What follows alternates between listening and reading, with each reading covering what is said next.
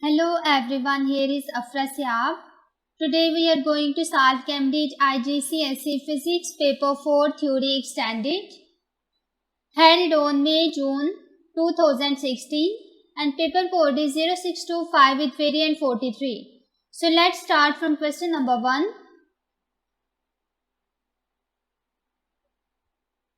Question number 1, Part A, state why force is a vector quantity. So here we have to explain that why force is a vector quantity. So vector quantity is basically a quantity that has magnitude and direction. I write here vector quantity has magnitude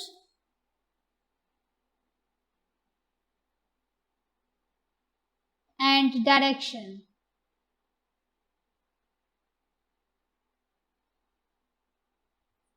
So here we have to explain that why force is a vector quantity. So force is a vector quantity because force has both magnitude and direction. I write here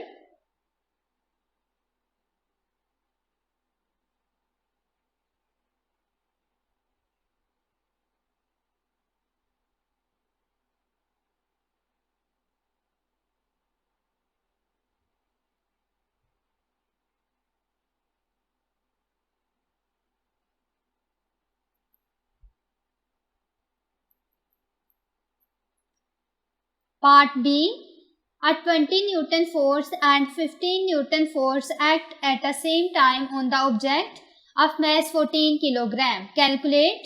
Part first, the maximum possible force on the object due to these two forces. So first of all, we are given that 20 Newton force and 15 Newton force acting on the object at the same time, and we have to find out the maximum possible force. So the maximum possible force will be the sum of both of these forces. I write here maximum force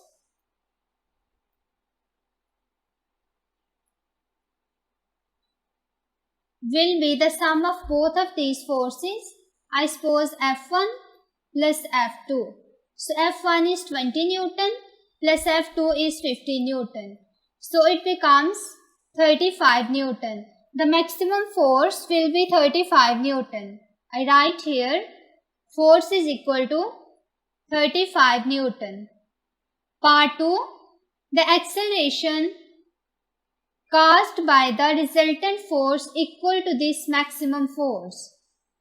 So here we have to find out the acceleration that is caused by the resultant force, and this resultant force is basically equal to the maximum force, which is 35 Newton that we already calculate here. So using the Newton's second law of motion, that F is equal to ma. Here we have to find out the value of acceleration. So acceleration will be equal to F over m, force that we already calculate, which is the maximum possible force, 35 Newton, divided by mass is given, which is 14 kg. So I write here 14. So the value of acceleration comes to be 2.5 meter per second square. The unit of acceleration is meter per second square. So I write here acceleration is equal to 2.5 meter per second square. Next part, C. Figure 1.1 shows a river in which the velocity of the flowing water is 0.85 meter per second parallel to the river banks. Here is the figure 1. And we can see that the velocity of water is shown and its magnitude is 0.85 meter per second. A swimmer sets off from one bank. The velocity of the swimmer relative to the water is 1.2 meter per second at 45 angle to the river banks as shown in figure 1.1. In the space below, draw a scale diagram to determine the resultant velocity of the swimmer. So here we have to find out the resultant velocity of the swimmer. relative to the river banks. This velocity is the resultant of the two velocities shown on 1.1. Label this resultant on your diagram. So first of all, in figure 1.1, you can see that the velocity is from left to right, and the velocity of the swimmer relative to water is 1.2 meter per second, and it is at angle 45 degrees. We have to find out the resultant of both of these velocities. So first of all, here I set a scale that 0.5 meter per second is equal to 1 centimeter. I write here 0.5 meter per second is equal to 1 centimeter. It means that 1 meter per second is equal to 2 centimeter. Next, first velocity is 0.85. So 0.85 meter per second will be equal to 1.7 centimeter, and the second velocity is 1.2 meter per second. It will be equal to 2.4 centimeter. Now I draw the vectors according to this scale. First vector is length of 1.7 centimeter, and it is from left to right. So I draw here using a ruler.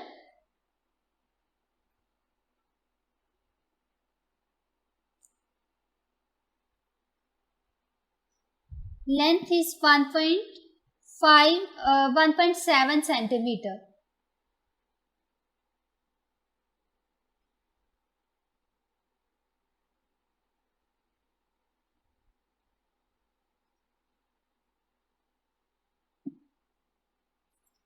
This is the vector whose length is 1.7 centimeter.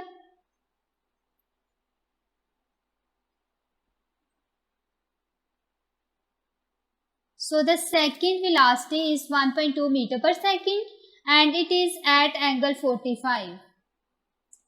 It is also equal to 2.4 centimeter. It means that we have to draw the second vector whose length is 2.4 centimeter, and it is at angle 45 degrees. Now I am going to draw here.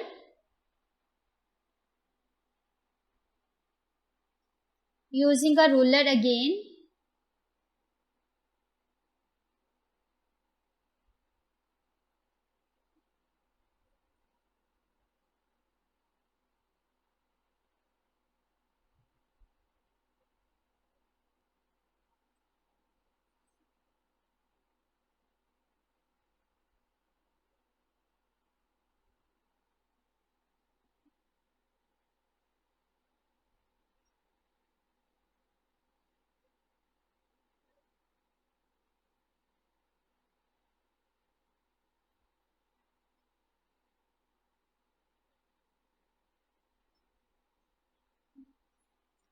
This is a vector whose length is 2.4 centimeter. Next we do that the vector that is horizontally, we shift it up. So I am going to draw this vector also, and we also have to shift 2.4 centimeter on this side so that it becomes parallelogram.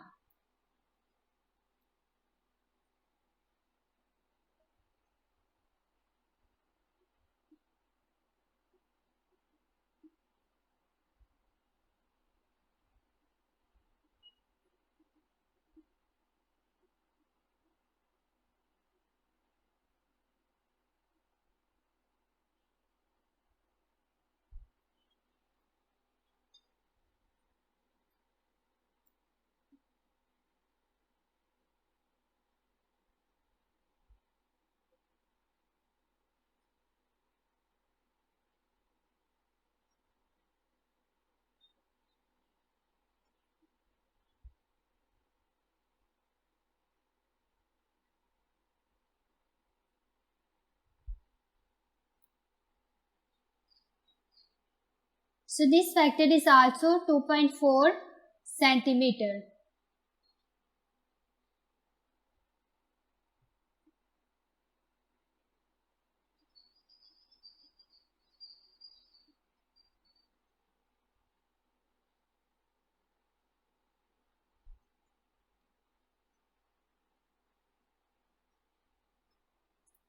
Next, I draw the resultant that starts from the tail of first vector to the head of last vector. Now I am going to draw this.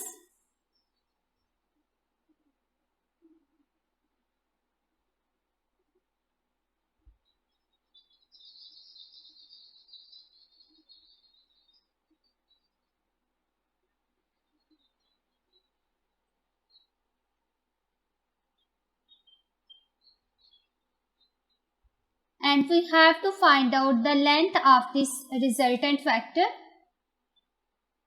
Again, using a scale, I find out its length. And its length will be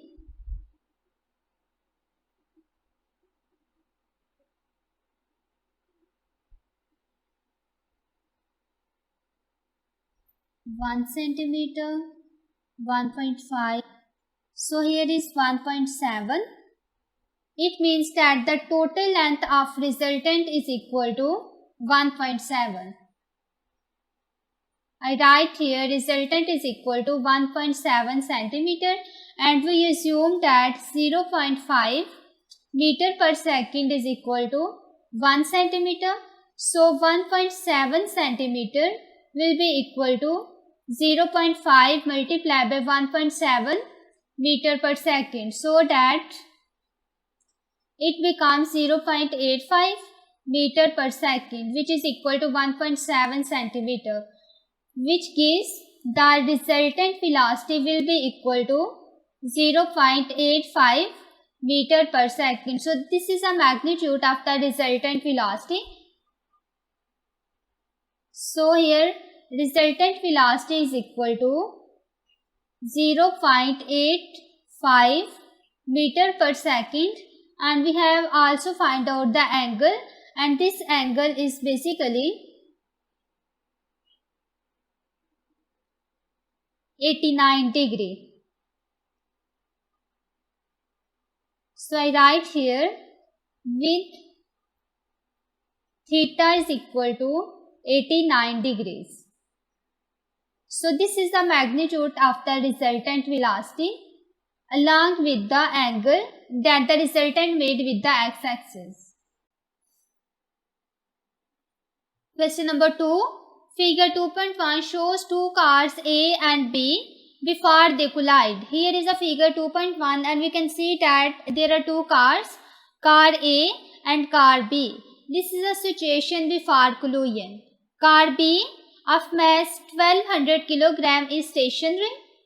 It means that initial velocity of the car B is equal to 0.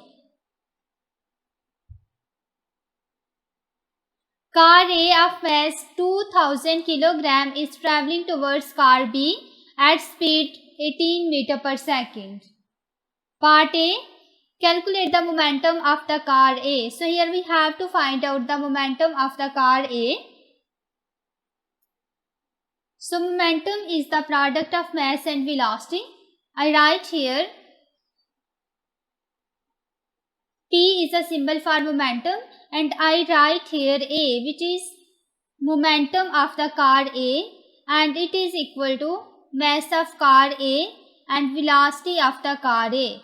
We have to find out the momentum which is before collision. So I write here UA, which shows the initial velocity. So mass of car A is 2000 multiplied by velocity is given 18 meter per second, so that the momentum of the car A comes to be 36,000 Newton second. The unit of momentum is Newton second. So I write here momentum is equal to 33. So momentum is equal to 36,000 Newton second. That is the momentum of car A. Next, part B.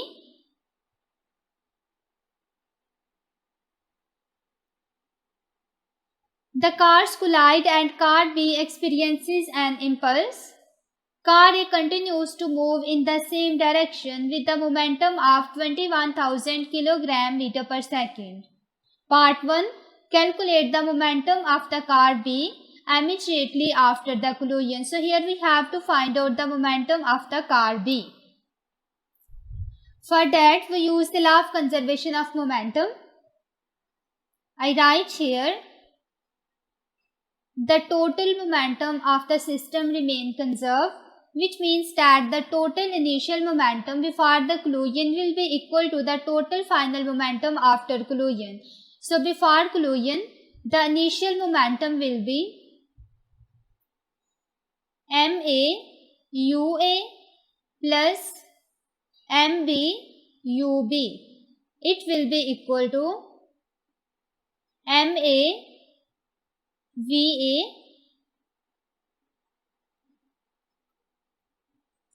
plus mb vb. So here we have to find out the momentum of the car B after collision, which means that we have find out this term. So I write here, this is the momentum of car A plus this is the momentum of car B. It will be equal to momentum of the car A after collision plus momentum of the car B after collision. So here we have to find out the value of Pb prime. In the part first we have calculated the momentum of the car A and it comes to be 36,000. So I write here 36,000 plus the initial momentum of the car B is equal to 0 because initially it is stationary. So that the momentum of car B will be equal to 0 because momentum is the product of mass and velocity. It will be equal to the momentum of the car A after collision, which is given here 21,000 kilogram meter per second. So I write here 21,000 plus Pb prime. So Pb prime will be equal to 36,000 minus 21,000, which comes to be 15,000 Newton second. So I write here momentum is equal to 15,000 Newton second. Next part 2. Determine the average impulse experienced by car B during the collision. So here we have to find out the value of impulse. Impulse is the product of force and time and it is also equal to change in momentum. I write here impulse is equal to force multiplied by time, but here we don't given the value of force or time. So according to Newton's second of motion, F is equal to ma multiplied by t. And the acceleration is rate of change of velocity of body. So it will be delta v over t multiplied by t. Both of these cancels with each other.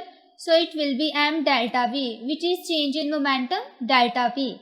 It means that impulse is equal to change in momentum of the cars. Here we have to find out the average impulse of the car B. So I write here impulse is equal to delta P of car B. It will be Pb prime minus Pb. So we find out the value of momentum after the collision for car B, which is 15,000 minus the initial momentum of car B is 0 because initially car is stationary. So I write here 0. It will be 15,000 Newton second. So the value of impulse comes to be 15,000 Newton second. Next part 3. The car are in contact for 0.20 second. Calculate the average resultant force experienced by the car B during the collision. So here we have to find out the average resultant force using the formula that impulse is equal to the product of force and time. From here we have to find out the value of force. It will be equal to impulse over time. So impulse that we already calculate for the car B, which is 15,000 Newton second. Here it is given. So I put here 15,000 divided by time is given, which is 0.20 second. So the value of force comes to be 75,000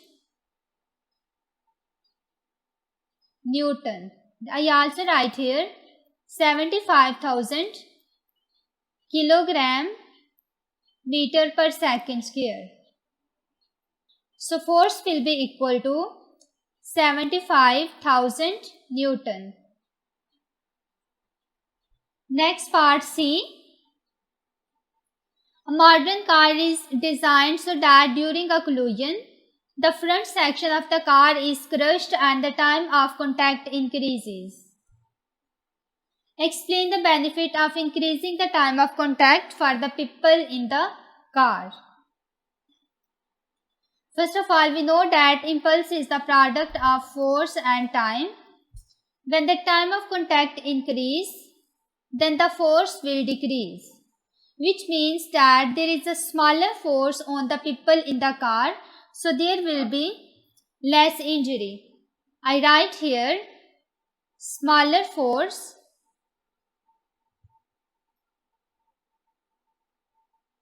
on the people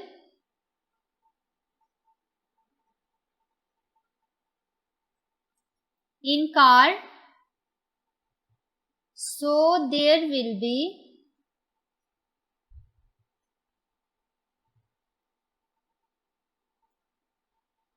less injury.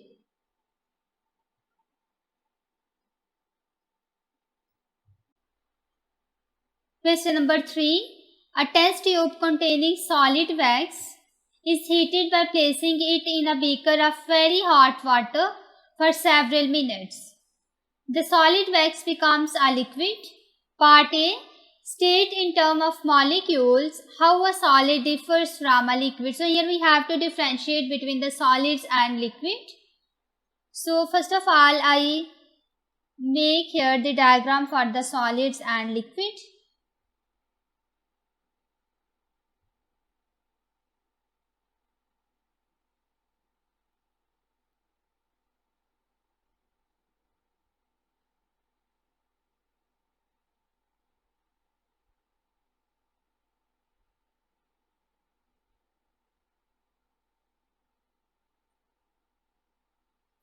Here we can see that the molecules of solid are very close to each other. There is no spacing between the molecules of solid, but the molecules are liquid are very small distance apart from each other. There is a spacing between the molecules of liquid. So first point is that molecules are closely packed in the solid.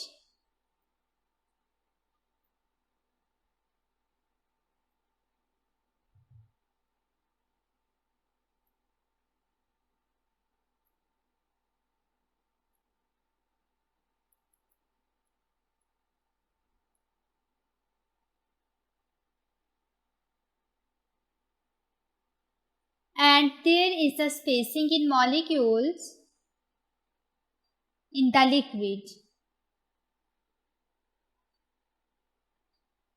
And spacing in molecules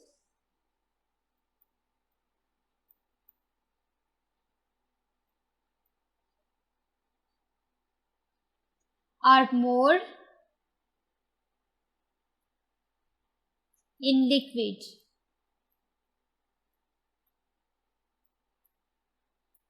Second point is that in the solid, we can see here as the spacing is very small, there is no spacing between the molecules of the solid. So the molecules are unable to move.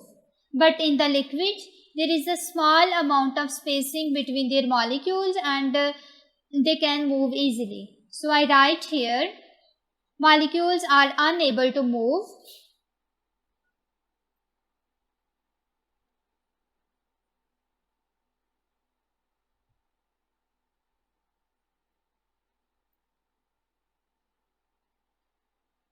In solid but move in liquid.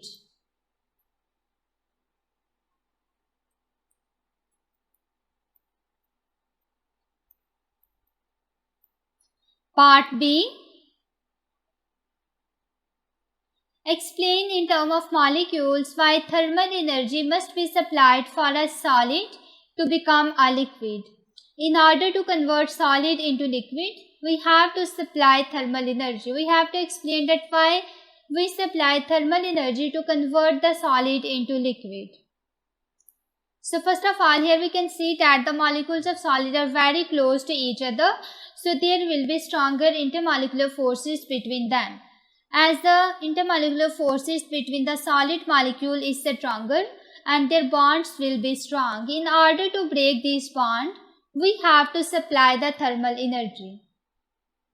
So I write here intermolecular forces strong.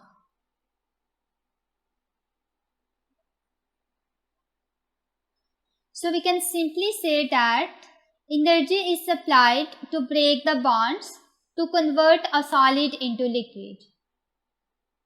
Thermal energy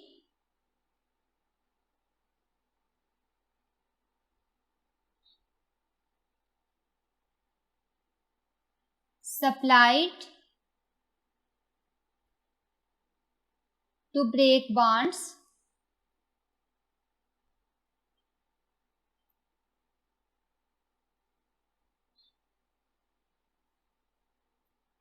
Next part C. The test tube is removed from the hot water and held in a clump stand. Figure 3.1 shows the test tube and a liquid wax cooling in air. Here is a figure 3.1 and we can see that there is a setup. There is a hot water in the beaker and the liquid wax here, and there is also a thermometer in this tube and stopwatch that is used to record the time. As the wax cools, its temperature is recorded at regular time interval. Figure 3.2 is the temperature time graph for the wax. Here is our temperature time graph and the temperature is measured in degrees C while the time is taken in minutes. Part 1. Using figure 3.2, determine the melting point of the wax. So here we have to find out the melting point.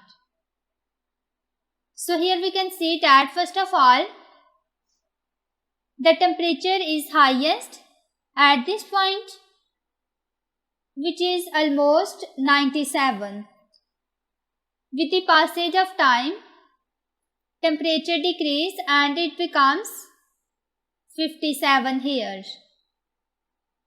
After this point, that is 8 minutes, temperature remains same up to this point. It means that when the temperature does not change, it is the melting point of wax.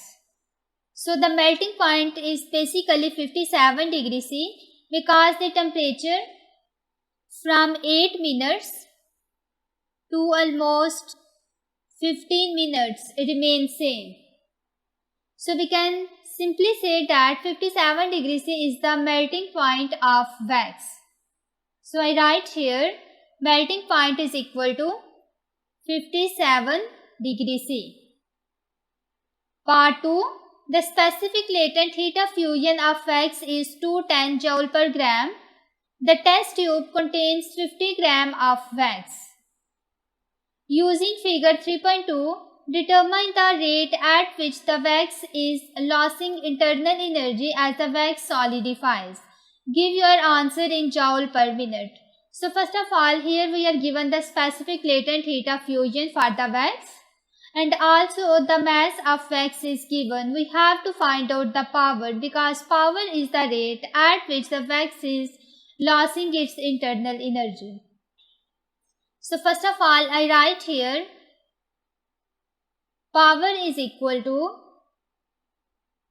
rate of energy transfer, energy over time.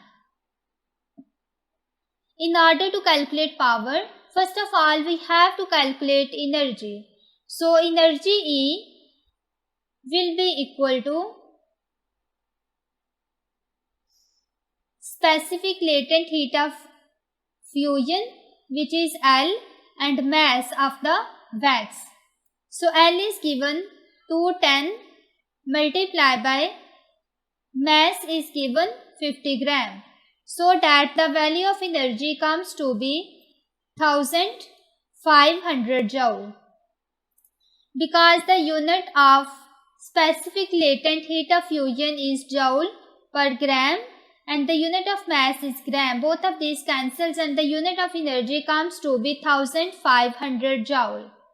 So here we have to find out power. Power will be equal to 10,500 divided by time, which is 7 minutes. So the value of power comes to be 1500 joule per minute. I write here rate of loss of energy will be equal to 1500 joule per minute. Question number 4. In an industrial process, a gas that is already at high pressure is trapped in a large cylinder by a piston. Figure 4.1 shows the gas, the cylinder and the piston. Here is figure 4.1 and we can see that there is a cylinder and there is also the piston. Inside this cylinder there is gas. The piston is pushed into the cylinder. As the pressure of the gas changes, its temperature remains constant. So here temperature is constant. Part A, figure 4.2 shows how the pressure of the trapped gas depends on its volume. Here is a figure 4.1 and we can see that the pressure is taken along y-axis while the volume is taken along x-axis. We can see here at initially when the volume is small, pressure is very large.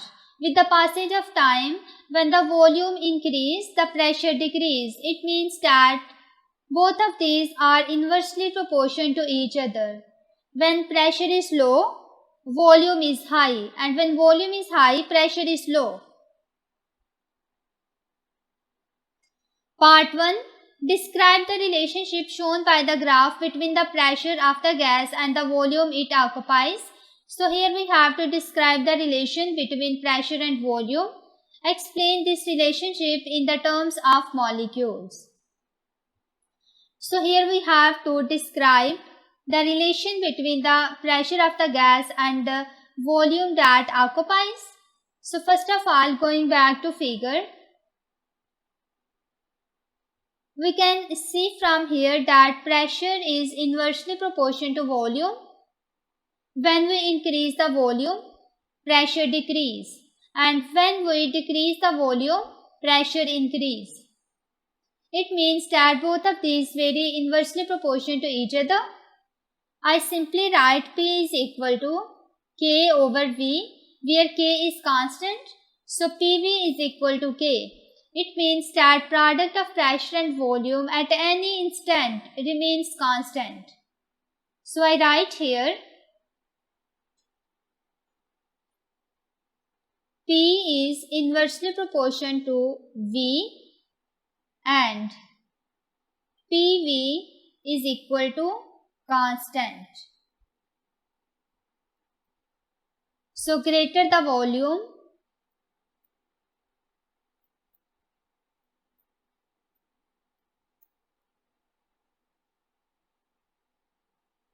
and molecules more spread out,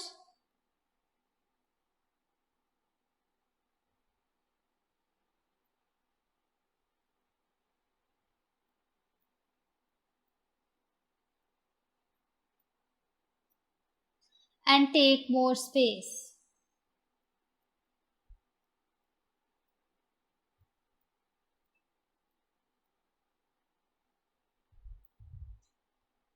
They cause less frequent collision.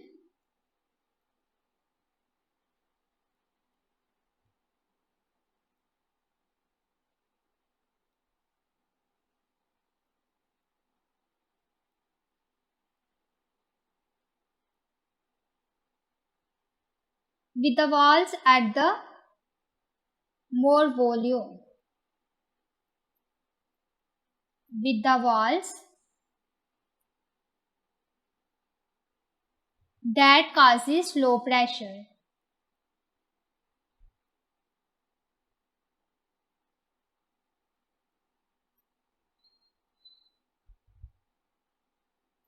It means that when volume is greater, the value of pressure is low.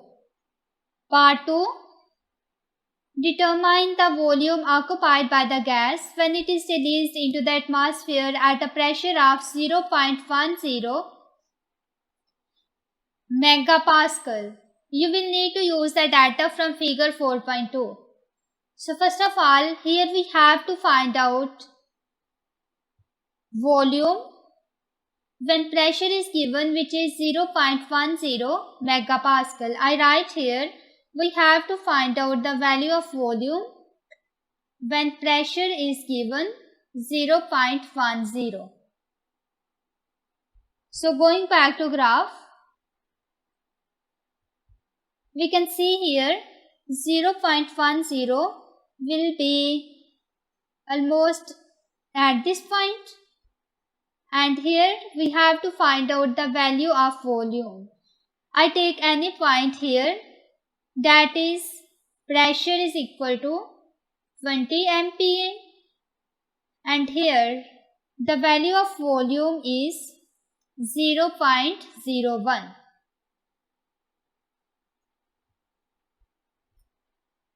So I write here pressure is equal to 20 megapascal and its corresponding volume is 0.01 meter cube. So it is also given that here temperature is constant. So we can simply use the Boyle's law that pressure is inversely proportional to volume. So it will be P1 V1 is equal to P2 V2. This is Boyle's law.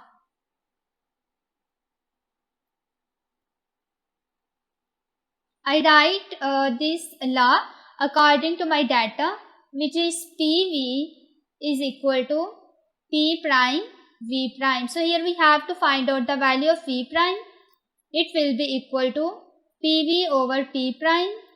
Pressure is 20 multiplied by volume is 0.01 divided by P prime is 0.10. So that the value of volume comes to be 2.0 meter cube. I write here volume is equal to 2.0 meter cube. Next part B. An unused cylinder of the compressed gas is moved into the cooled warehouse. The temperature of the gas decreases. So first of all, temperature is constant. Know the temperature of the gas decrease. State how the decrease in temperature affects. Part 1. The motion of the gas molecule. So when the temperature is less, the motion will be slow. It means that the molecules move with less speed. So I write here, the gas molecule slow down.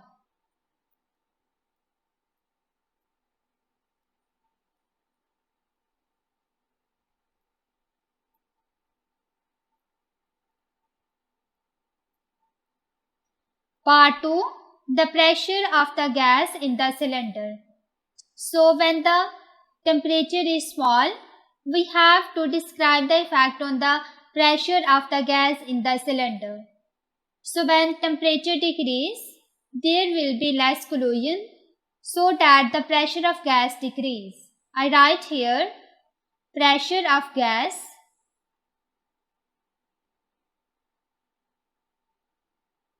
decrease.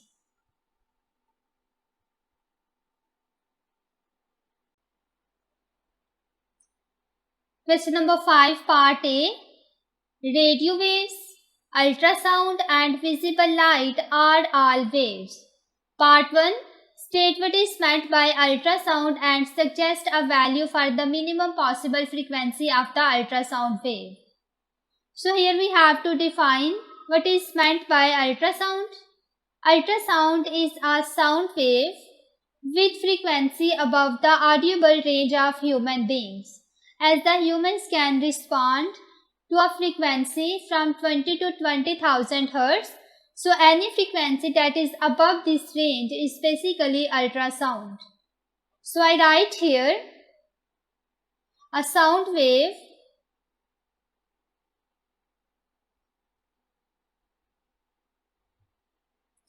with frequency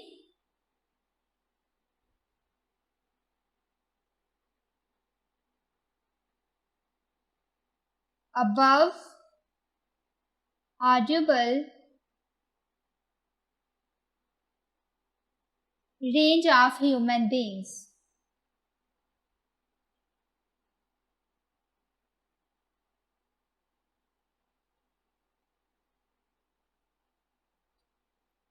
Is called ultrasound.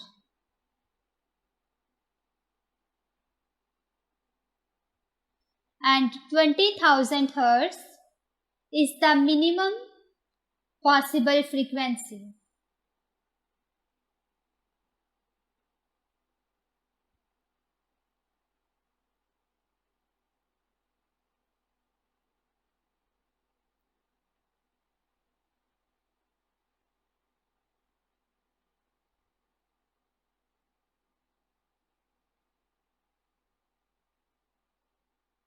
Of ultrasound.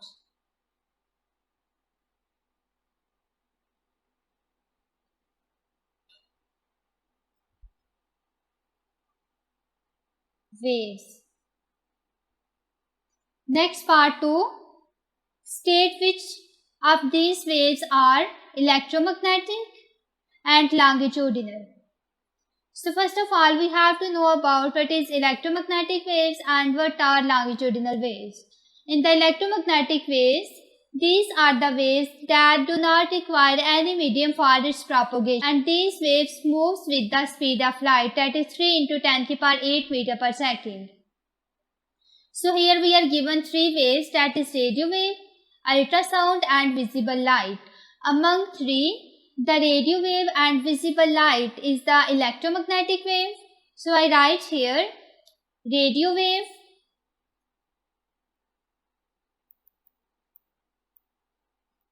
and visible light.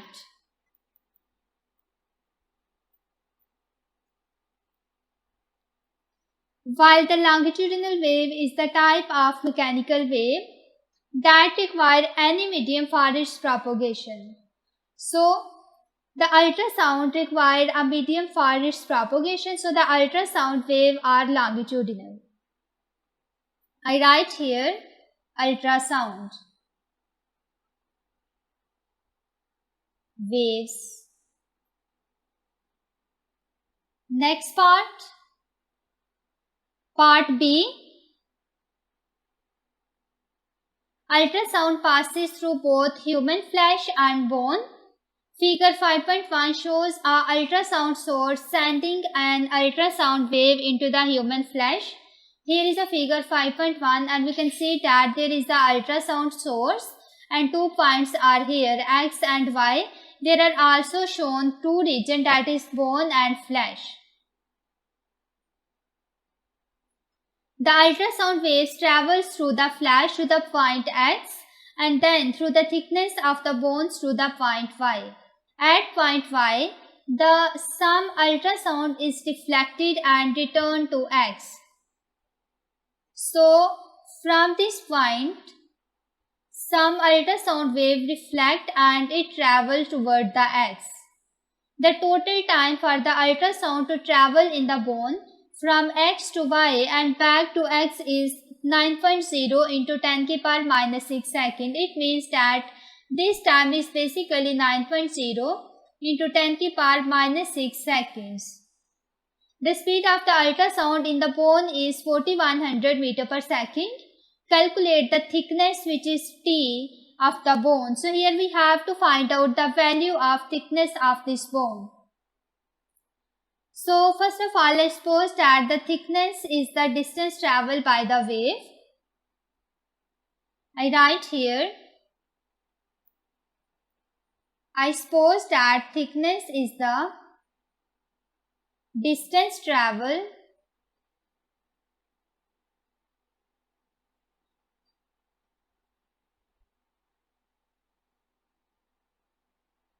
by the wave, and here is the process of echo because the wave enters and then reflects back. So I use the formula that speed is equal to 2d over t. 2d is because it covers a double distance, first of all from point x to y, and then it comes back from y to x. So this distance is double, which is 2d. Basically this distance is the thickness of the bone and we have to find out its value. So d will be equal to vt over 2. So the value of speed is 4100 meter per second multiplied by time is given, which is 9.0 into 10 की power minus 6 divided by 2. So the value of distance comes to be 0.018 meter. It means that the thickness of bone is equal to 0.018 meters. Question number 6, part A. A block is made from a particular type of glass. Figure 6.1 shows light passing from air into glass block. Here is the figure 6.1 and we can see that the light is passing from air into the glass and two angles are mentioned here, that is 29 degrees and 33 degrees. Using information from the figure 6.1, calculate part first, the refractive index of the light in this type of glass. So here we have to find out the value of refractive index. So refractive index is represented by n and it is the ratio of sine function of angle of incidence over sine function of angle of refraction. Going back to figure, first of all we have to know about the angle of incidence and angle of refraction. Angle of incidence is the angle that is made between the incident ray and normal ray.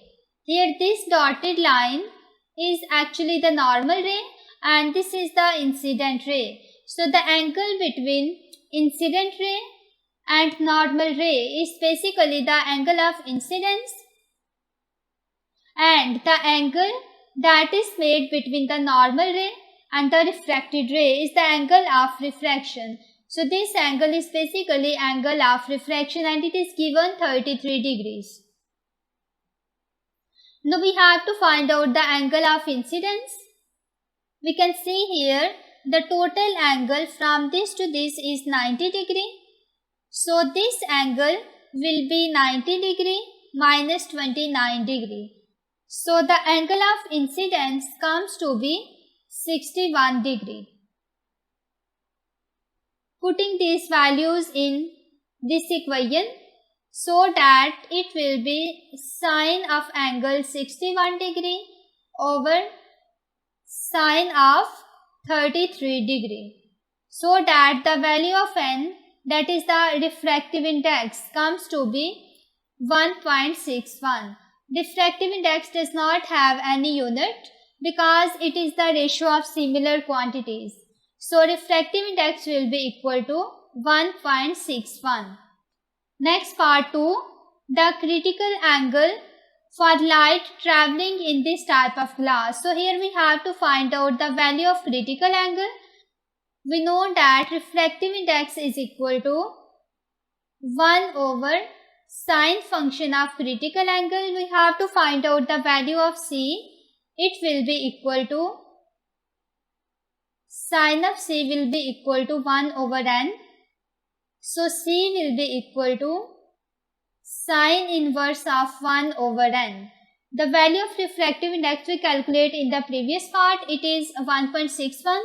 So I write here sine inverse of 1 over 1.61 and it comes to be 38.39 degrees. So the value of critical angle is 38.39 degree. I write here 38.39 degrees. Next part, B. State 1 application of the optical fibers. Draw a diagram that shows how an optical fiber is converted in this application. So the optical fibers has many applications and it is used in the telecommunication system. The signal that is sent along the optical fibers in the telecommunication system is in the form of infrared radiation, and inside the optical fiber, the pulses of infrared radiation can be converted into the electrical signal at the other end. So first of all, I draw here the diagram for this application and I use a ruler. First of all, here is a signal, that is electrical signal.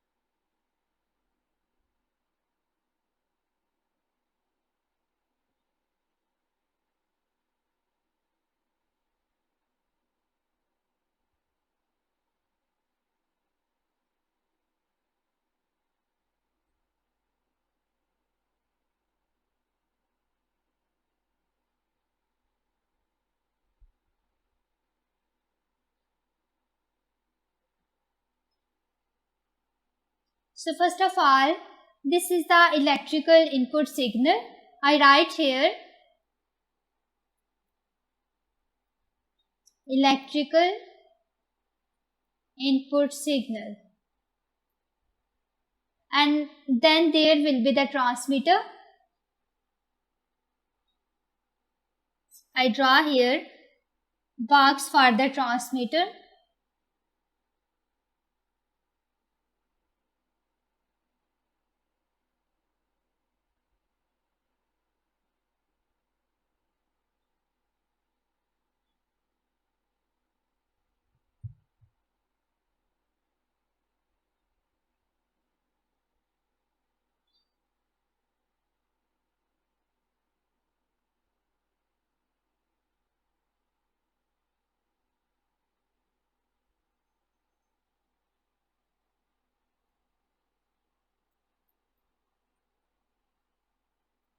Transmitter. Next there will be optical fiber.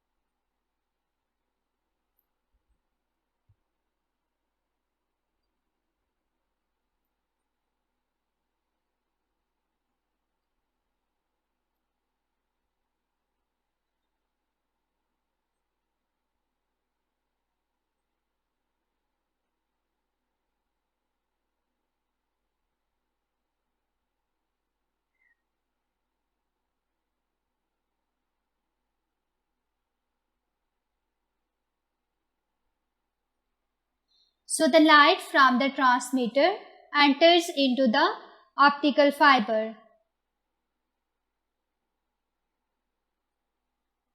So the light from transmitter will enters into the optical fiber like this.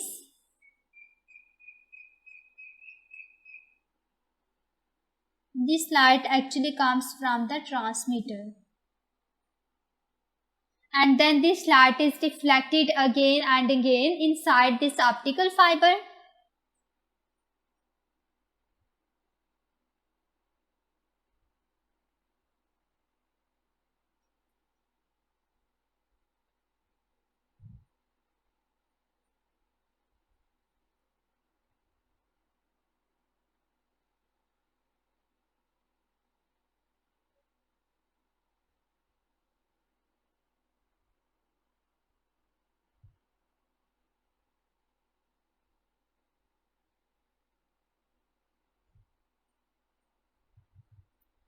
And then this light enters into the receiver. So I draw here receiver.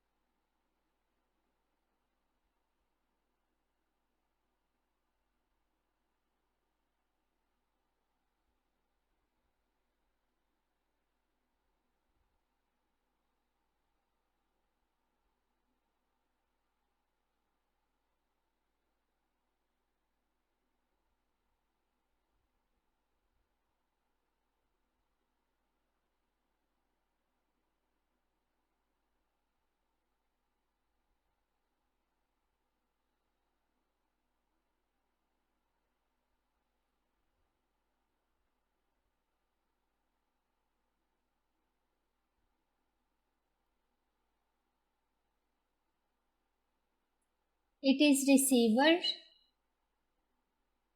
And this light enters into receiver, and inside the optical fiber this light again convert into the electrical signal.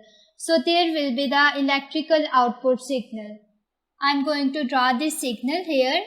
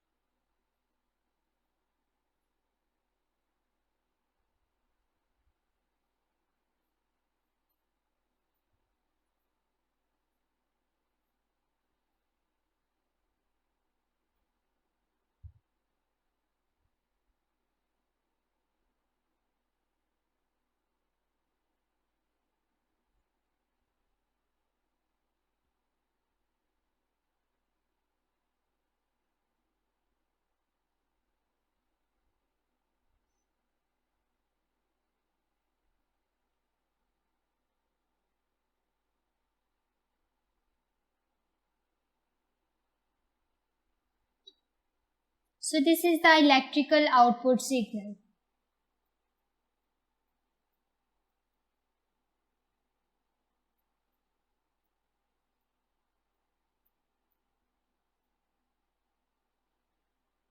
This is optical fiber.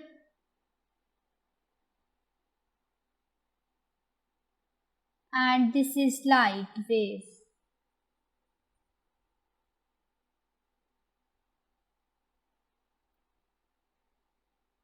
So I write here,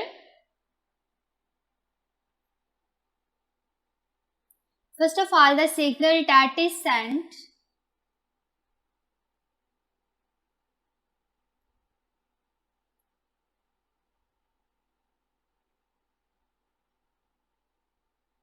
along optical fiber in telecommunication system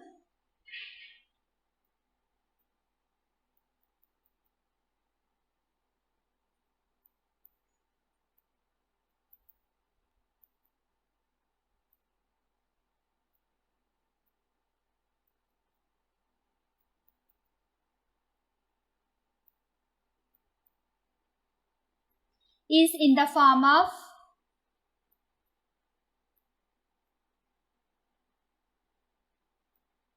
infrared radiation.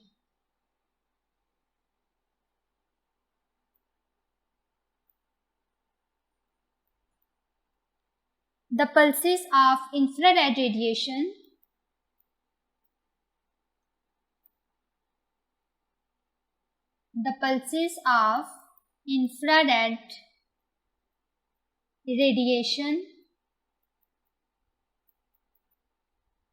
inside the fiber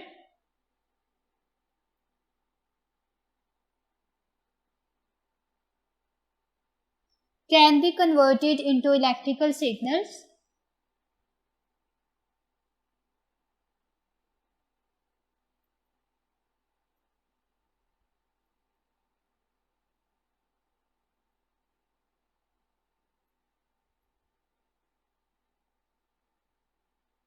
at the other end.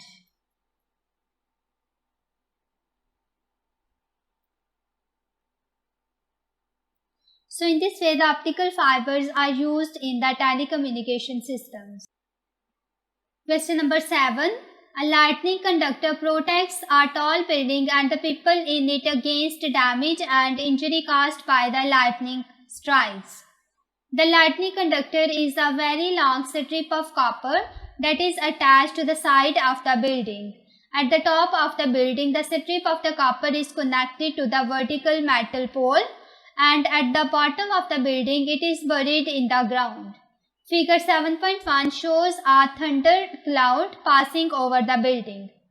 Here is a figure 7.1 and we can see that there is a building and there is a lightning conductor that at the top it is connected with the metal pole while at the bottom it is buried in the ground. There is also the thunder cloud at the top of this building. The bottom of the thunder cloud is negatively charged. The bottom of the thunder cloud is negatively charged. As the cloud moves closer to the building, the top of the metal pole becomes charged. Part A. State the sign of the charge at the top of the metal pole. Explain in terms of the particles involved and how it becomes charged. So first of all, as the thunder cloud moves towards the building, it moved toward the because there is a positive charge at the top of building, positive charge of the building and negative charge of the thunder cloud attract each other, due to which the thunder cloud move towards the building and pass close to this, and all of the negative charges will be earth, they move toward the ground. So I write here, the positive charge gather at the top of the building, the positive charge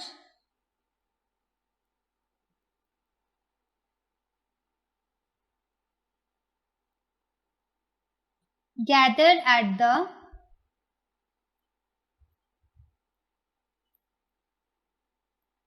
top of the building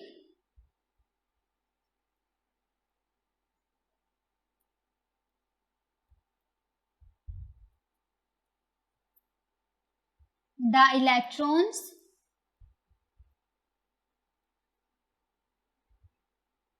are repelled to the ground.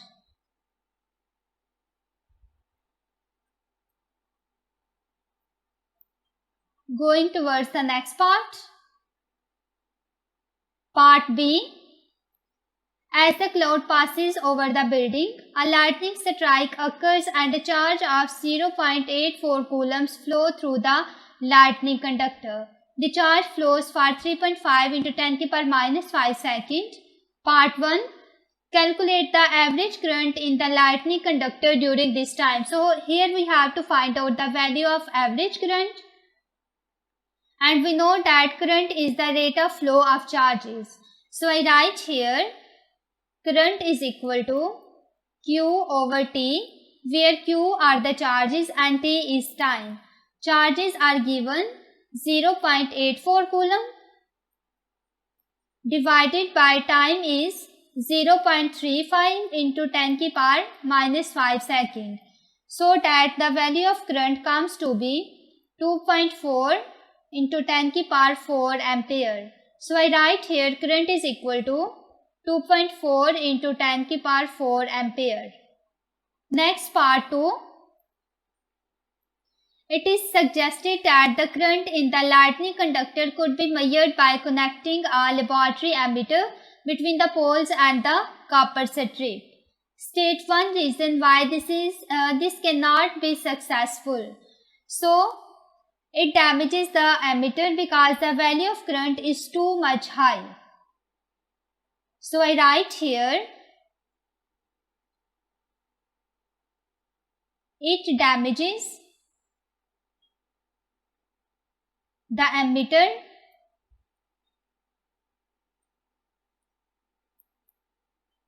because the value of current is too high.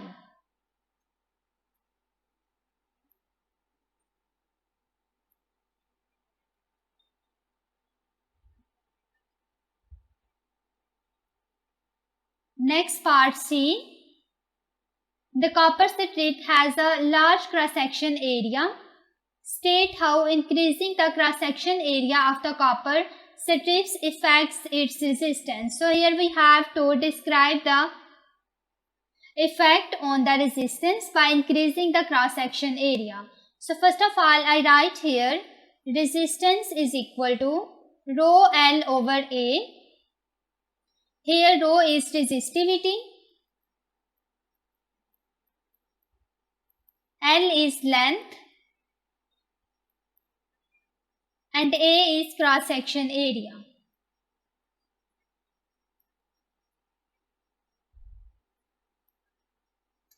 So we can simply say that resistance is inversely proportional to cross-sectional area. When I increase the cross-sectional area, resistance decrease. So I write here as R is equal to rho L over A. Increase in cross-section area causes the resistance to decrease.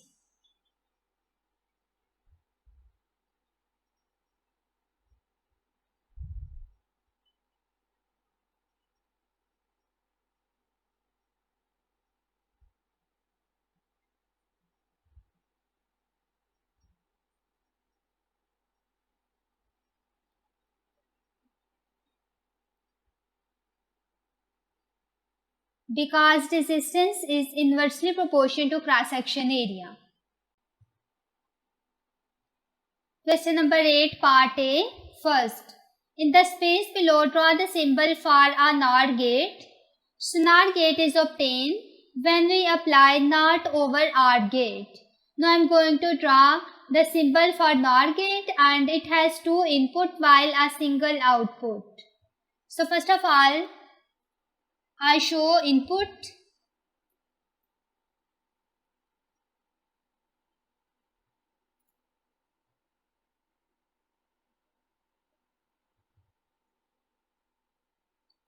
These are two inputs. I label it with A and B. Next, first of all, I draw the OR gate and then I apply NOT over it.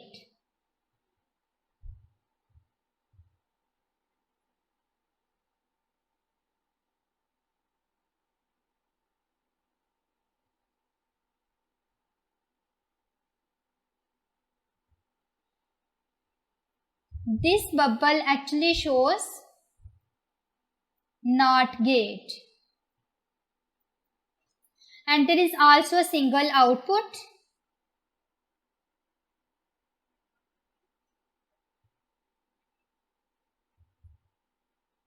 And I suppose this output is X. So X will be equal to A or B, and when I apply NOT over it, it becomes NOR gate. Next, part 2. Complete the truth table for NOR gate. So here we have to complete this truth table for the NOR gate. First of all, there are two inputs, input 1 and input 2. and there is a single output. Inputs are 0, 0, 0, 1, 1, 0, and at the end it is 1 and 1. First of all, I write the output for OR gate.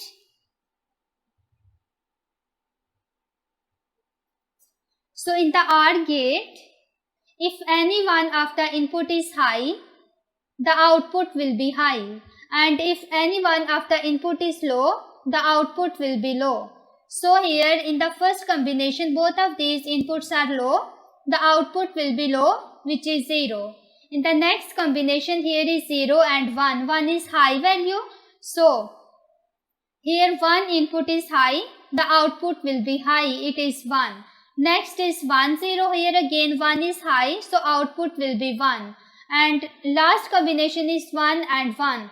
Both of these inputs are high, the output will be high and it is 1. Next we have to apply NOT gate over OR gate. It means that in the NOT gate, 1 changes into 0 and 0 changes into 1. So when we apply NOT gate over OR, 0 becomes 1 and 1 becomes 0. So all of these are low output. Next part B. The fuel for an engine needs to be warm in order for the engine to work. If the temperature of the fuel is below the working temperature TW, the LED emits light. Figure 8.1 is the diagram of the circuit that includes the LED. Component 5 is thermal contact with the fuel. Part 1, state the name of the component X and name of the component Y. So in figure 8.1, we can see that there are two components X and Y. We have to state the name of component X and component Y. The X component is variable resistor.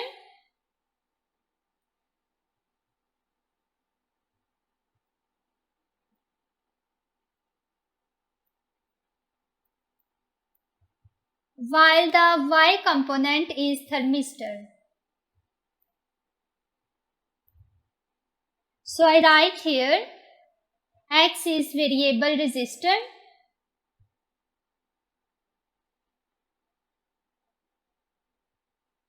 and Y is thermistor. Going towards the next part, part 2. The fuel is too cold and the LED is emitting light. State and explain what happens in the circuit as the temperature of the fuel increases to the value above TW. So going back to figure, TW is actually the working temperature.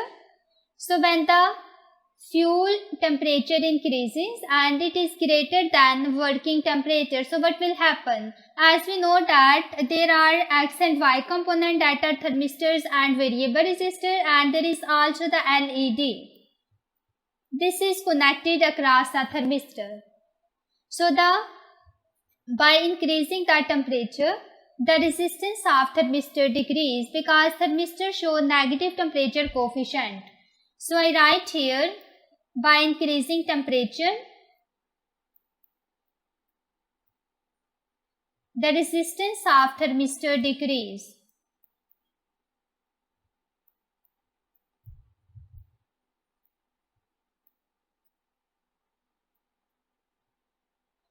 So the voltage across the LED also decreases.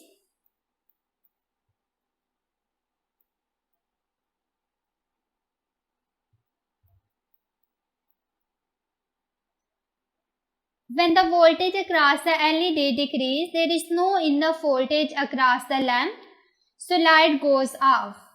And as the resistance decreases, so the current also decreases. So I write here, the resistance of thermistor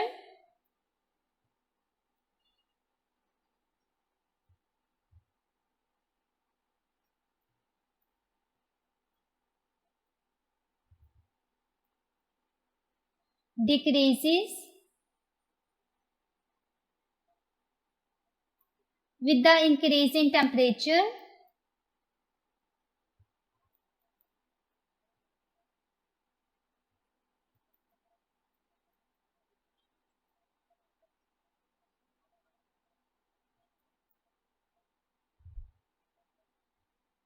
And the voltage across LED decreases.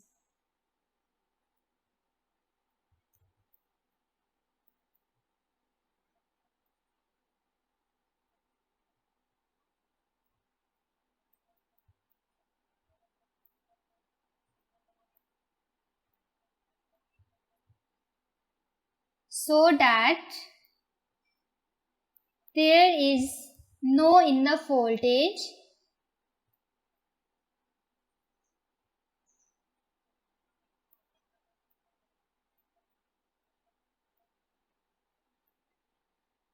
across the lamp,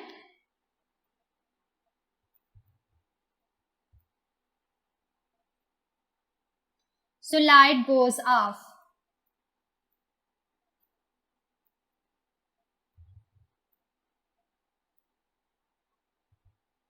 The total resistance in the circuit decreases.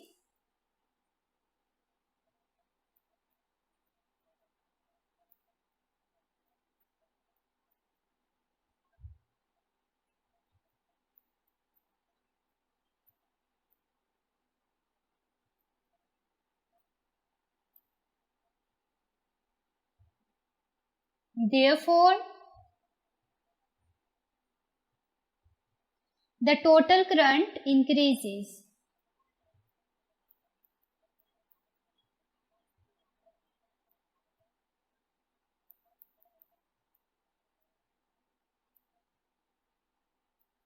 Next part C.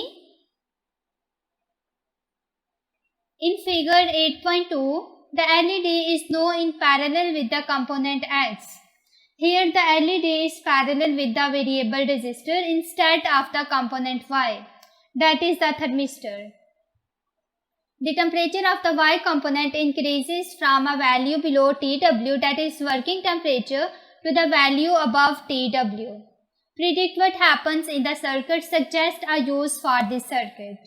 So as the temperature of the Y component increases, then the total resistance again decreases. As a result, the total current increases. So the voltage across the X component increases. As a result, LED lights up. I write here, as the temperature rises,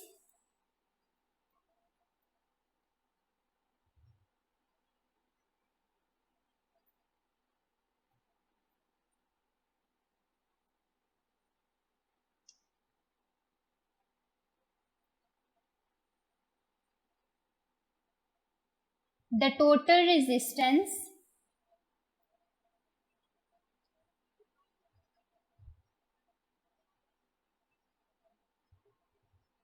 decreases.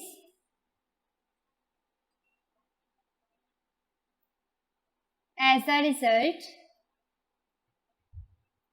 total current increases.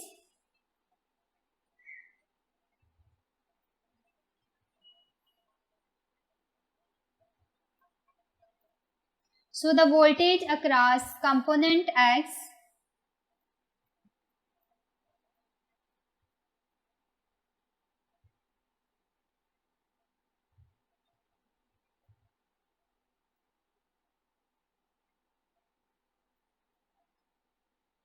increases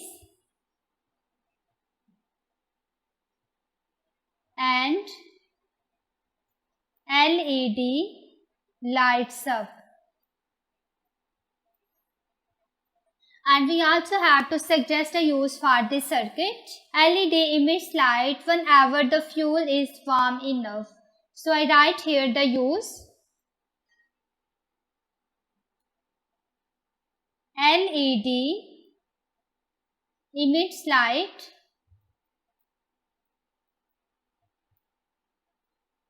whenever the fuel is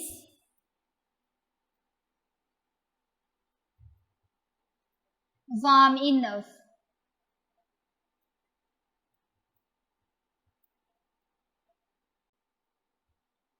Question number 9. Two ends of a metal rod are connected by the copper wire to a very sensitive emitter. The rod is placed horizontally in the horizontal magnetic field between the north pole and the south pole of the permanent magnet as shown in figure 9.1. So here is a figure 9.1. We can see here the magnetic field that is shown by the north pole and the south pole, and there is a rod that is placed in the magnetic field, and this rod is basically attached with the sensitive emitter with the help of copper wire. Part A. The rod is moved upwards at constant speed in the direction shown by the arrow in figure 9.1. An EMF is induced in the rod. Part 1. State two factors that determine the size of the induced EMF. First of all, going back to figure, we can see here that the direction of motion of the rod is upward, which is shown by this arrow. So this is the direction of motion of rod, while the magnetic field is horizontal from north to south pole. So there is an angle of 90 degree between them. So the induced EMF will be maximum because the maximum lines cut here. So here we have to describe the factor that affects the induced EMF. So the induced EMF can be changed by changing the length of this wire. If I place this wire with a wire that has longer length, then the induced EMF will be larger. And if I increase the strength of magnetic field, the induced EMF will be changed, and when I move the rod at the faster speed, the induced EMF will be changed. So the induced EMF can be changed by changing the length of rod, by changing the velocity of the rod, and by changing the magnitude of the magnetic field. I write here by changing magnetic field, by changing the length of rod,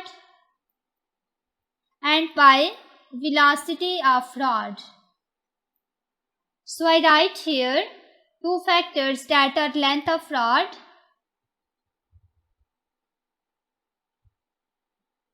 and second is magnitude of the magnetic field.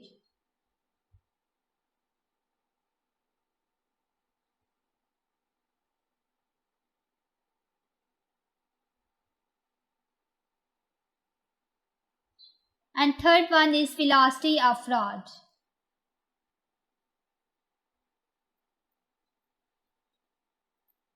Next, part 2. The size of the current in the emitter depends on the size of the induced EMF. State one other factor that affects the size of the current. So size of the current basically depends upon the length of the conductor and also the resistance of the rod. So I write here resistance and length of the rod.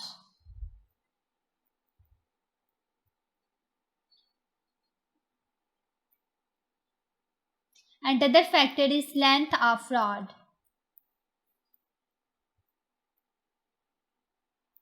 Next part 3. The direction of the motion of the rod is no changed. It moves at a constant speed towards the North Pole, as shown in figure 9.2. In figure 9.2, we can see that now the rod is moving towards the North Pole. It means that the rod is moving in the direction of magnetic field. State and explain what happens to the induced EMF. So in this case, the induced EMF will be equal to 0. I write here, induced EMF is equal to 0 because here the direction of magnetic field and the direction of motion of rod, both of these are in the same direction. So there will be no field line cuts. As a result, there will be no induced EMF. So I write here, the magnitude of the induced EMF becomes equal to 0. because the direction of the motion is parallel to the field line. I write here the magnitude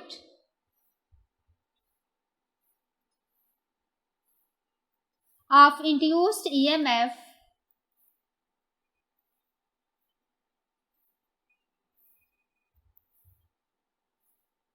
becomes 0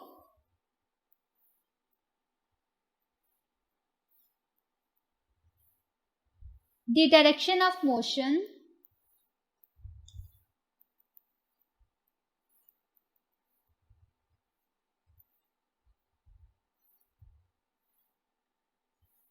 is parallel to the field lines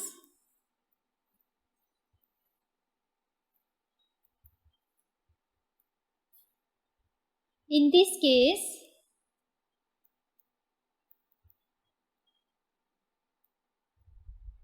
No field line cuts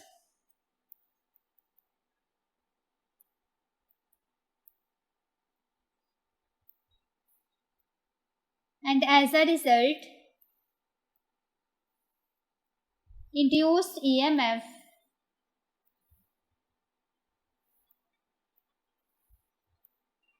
will be 0. Going towards the next part. Part B. Figure 9.3 shows a rectangular coil of the wire placed in the same horizontal magnetic field. Here we replace the rod with the rectangular coil. The coil rotates in the direction shown by the arrow in figure 9.3 and EMF is induced in the coil. Part 1. On figure 9.4, sketch a graph to show how the EMF varies with the time for 2 complete revolutions of the coil. So first of all, here we can see that a coil is placed between the north and south pole and the direction of rotation of coil is also shown. We have to describe that how the induced EMF varies with the time. So here will be the sinusoidal curve and we have to draw this curve for the 2 complete revolution. Now I am going to draw here.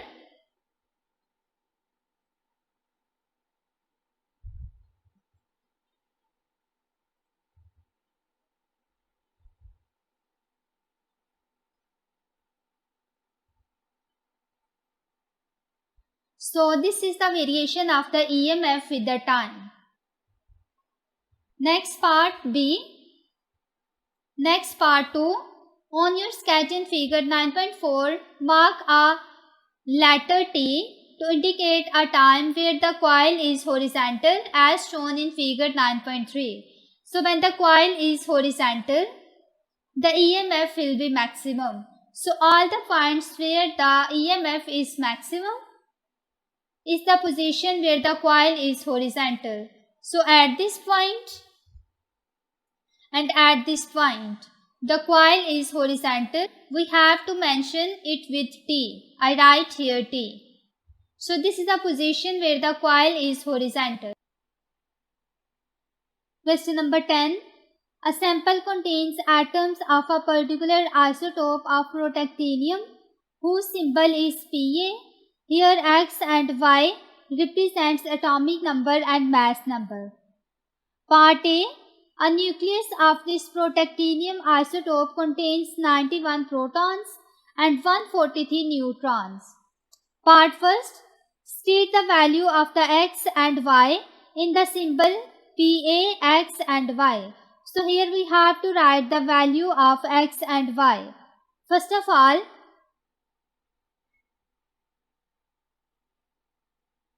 this value X is basically the mass number,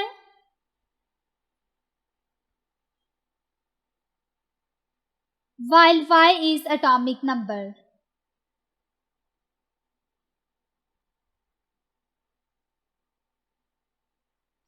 Mass number is basically the number of protons plus neutrons, while the atomic number is equal to the number of protons.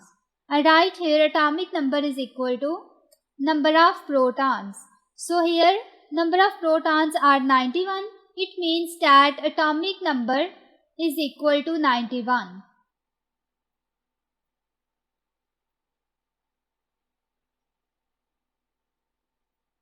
And atomic number here represented by Y. So Y will be equal to 91. So I write here Y is equal to 91. We also have to find out the value of X. So X is the mass number and mass number is equal to number of protons plus number of neutrons. Number of protons are here, that is 91, plus number of neutrons are given 143. So that the value of X comes to be 234. I write here X is equal to 234. Next part 2.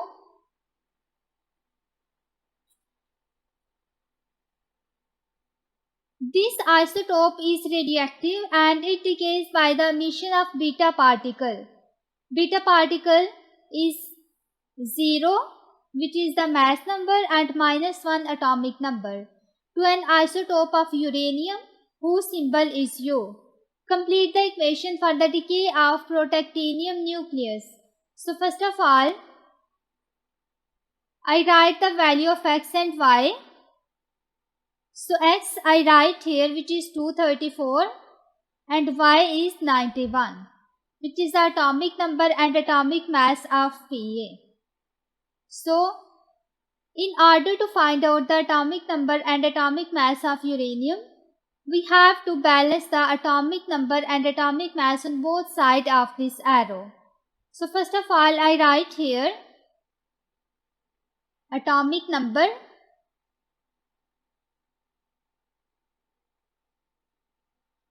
on left hand side. Atomic number is 91, and on right hand side beta particle has atomic number -1, and we have to find out the atomic number and atomic mass of uranium. I suppose that it is A and B. So the atomic number on the left hand side is 91.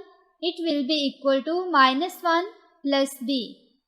So the value of B will be equal to 91 plus 1, which is 92. So the atomic number of uranium comes to be 92. We also have to find out the mass number. I write here mass number. On left hand side, Pa has mass number 234, while the beta particle has mass number 0. So I write here 234 will be equal to 0 plus A. So the value of A comes to be 234. It means that mass number is 234.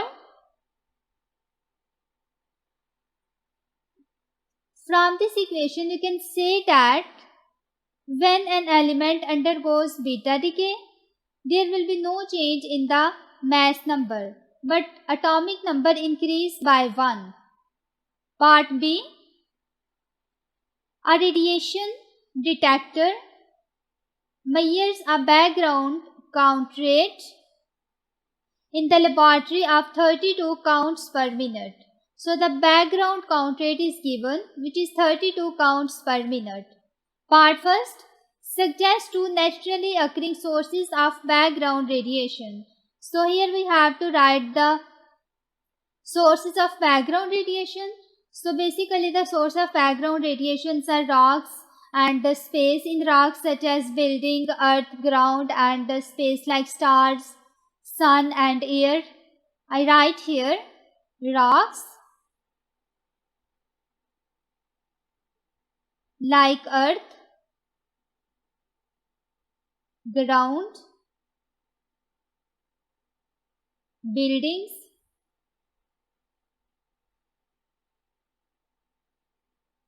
and second is space, that includes star, sun and air, like that. Part 2, The sample is placed in the laboratory close to the radiation detector and the count rate increases to 544 counts per minute. This isotope of protactinium has a half-life of 400 minutes.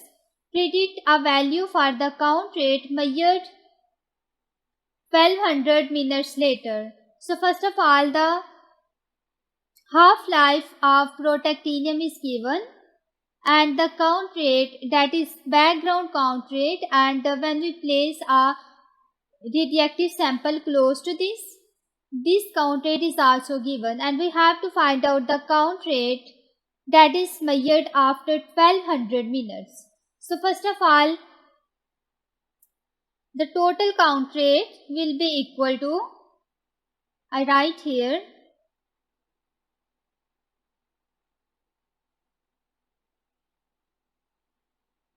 count rate due to radioactive sample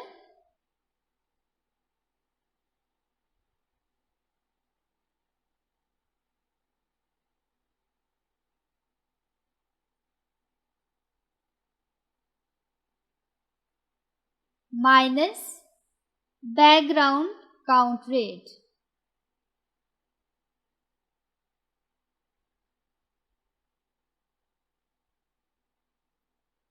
So it will be equal to 544 minus the background count rate is here 32 counts per minute.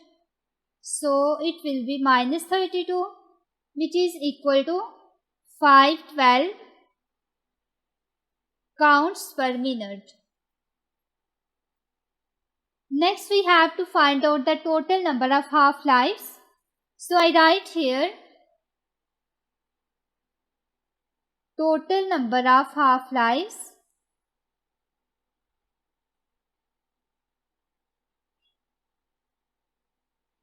will be equal to total time divided by half-life. Total time here is 1200 minutes and half-life is given, which is 400 minutes. It means that 3 half-life passes. So here I make a table using a ruler.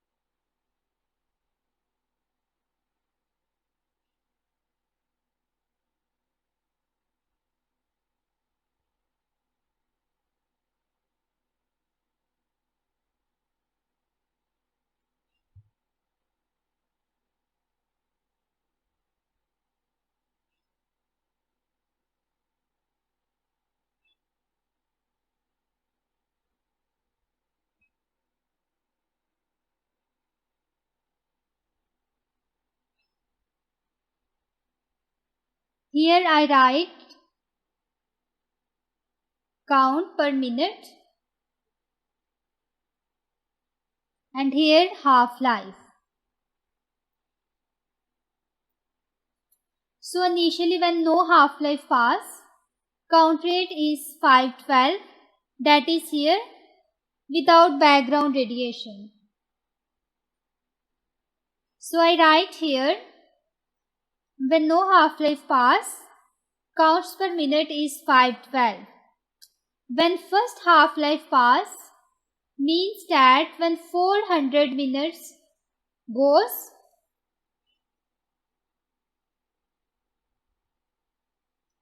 then half of the 512 counts per second remain and it will be 512 divided by 2, which is equal to 256.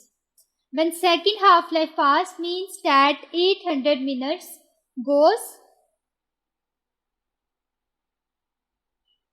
Then half of the 256 counts per minute remain.